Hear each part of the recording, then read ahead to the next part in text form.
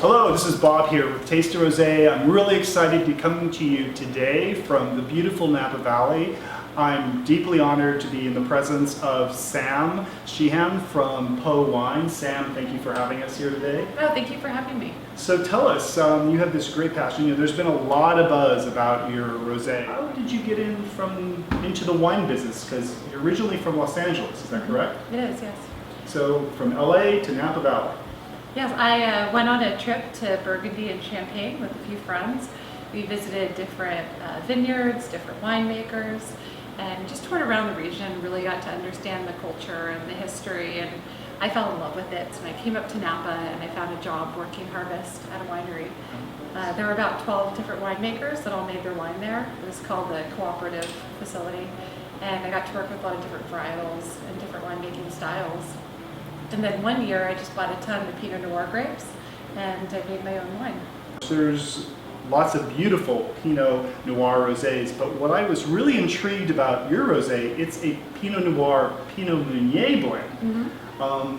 Tell me a little bit about what attracted you to Pinot Meunier. Yeah, well, I've always been attracted to Pinot Meunier as a varietal that's been used in Champagne. I just think it adds a lot of character and nuance to the wine. So the rosé is a blend of Pinot Noir and Pinot Meunier. The Pinot Noir comes from a vineyard that was planted in 1874. It's all head-trained dry farm Martini clone. Martini clone is a heritage clone in California. And then the Pinot Meunier comes from a vineyard called Kamp. Kamp was planted in 1853. It's at the very top of Sonoma Mountain. It's a really special vineyard. We get about 2/3 of the blend is Pinot Noir from the vineyard that was planted in 1874, and about 1/3 of it is the Pinot Meunier that comes from Kamp. So we press it pretty early. We pick it around 18 or 19 bricks, which is closer to Champagne numbers. Then we bring the grapes first thing in the morning to the winery. They get picked at night. They get delivered by about 7 or 8 a.m. when they're still cold. And we let them sit in the cold room for a couple of hours just so they get a little bit of color from the skins. And we directly press the wine. So immediately both varietals go into the press, and it's a really gentle press. So we don't squeeze too hard. We don't want any bitterness from the skins. And then we ferment it at about 48 degrees. So really, really cold fermentations, long cold fermentations. You can't ferment any colder than that. The yeast wouldn't survive. And the neat thing about fermenting that cold is I find that we don't have to cold stabilize later.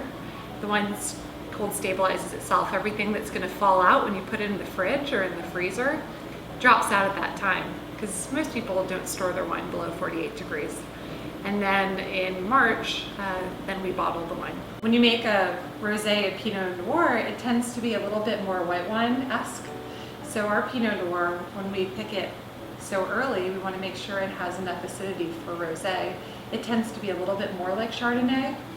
So I thought the Pinot Meunier, with all of that beautiful red fruit, would end up making a really nice balance and nice compromise, where I thought it would end up being something that was between a red and a white, having some of the white wine characteristics, the citrus and the freshness and the acidity, but then bringing in some of the red wine. The problem with the rosé is it's so hard to find Pinot Meunier in California. Really only the big houses grow it, so Mung's, Schramsberg has some, but it's a much higher production, so it's not farmed the same way that we farm our Pinot Meunier, and it's also not available to smaller winemakers like myself. So we're very limited in how much Pinot Meunier we can get, and that keeps our production numbers low. And what's the alcohol level of this, Sam? I think it says 12, but it's actually about 11.8 or so. From California. So for me, the first thought is acidity. It's funny, a lot of people have been getting in these really hot debate about alcohol levels, and some people are very dogmatic about what their alcohol levels have to be. Like if you're above 14%, they won't drink the wine. If you're below 14%, people get really upset about it. But we're not going for alcohol, we're really going for acid. And to me, rosé has its place at the table, just like every other wine. Rosé for me is meant to be drank with oysters, with seafood, with crab. It's something that you have as an aperitif, or for the early part of the meal. So we pick very early, about 18 or 19 bricks, whereas we would pick a red at 22.5, 23 bricks. And because we're picking that early, we get, we really preserve the acidity, and the pH is usually about 3.3, which is pretty low for California. And because we're picking it that early, the sugars are much lower, so our alcohol ends up at about roughly 12%, just below, which I think is important for rosé too, because you normally have rosé outside on the patio, you want to drink a couple of glasses. So you're able to do a lovely rosé at a low alcohol level. Very European. I love it. And drink an entire bottle. Yes, yes, exactly. Still feel good. And this is beautiful. I mean, the aromatics on this wine are absolutely stunning. I only wish that the video was a scratch and sniff video so you viewers out there could just absolutely enjoy. I mean, what do you get? Tell me a little bit, Sam, about the characteristics of this wine. Yeah, well, I think you get a lot of fresh orange blossom, orange peel, a little bit of light cherry, maybe some really soft, delicate raspberry. And I always notice with the Pinot Meunier, we get a little bit of fresh linen. Fresh linen. I mean, fresh linen. Fresh linen on the nose or the palate. Well, it'd be pretty fibrous on the palate. Yeah, I guess it would be. But I think on the nose. Yeah, on the nose, on the fresh nose. Yeah, I can get the fresh linen on the nose. Because I don't think this rosé is fibrous at all. It has beautiful acidity. So. And it's very not chunky in your mouth. No, not at all. That'd be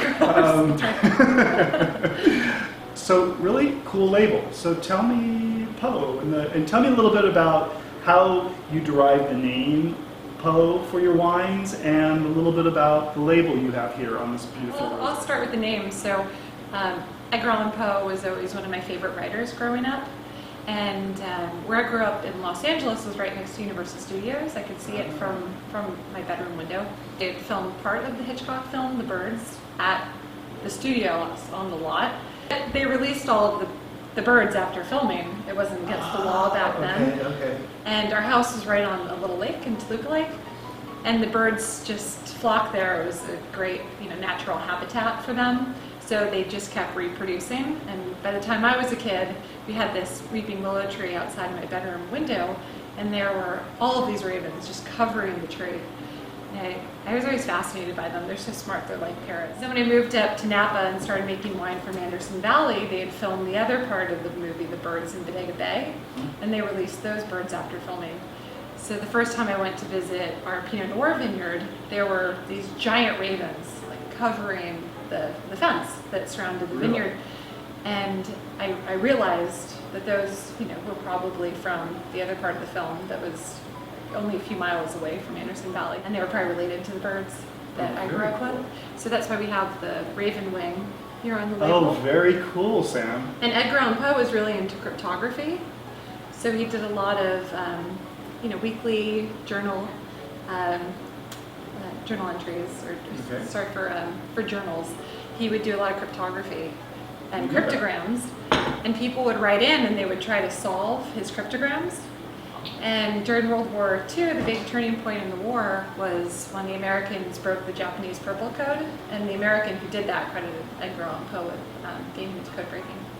So my husband, Michael McDermott, is a label designer, and he designed my label for me. And he also did this painting that we're sitting in front of. Oh, this is your husband's work? Yes. Is there a relationship to you with wine and art? Do you see some kind of symbiotic relationship between the two? Yeah, I definitely think, like cooking, wine is sort of an expression, and is an artistic expression. But to me, wine is obviously judged initially by the label, as much as we hate to admit it.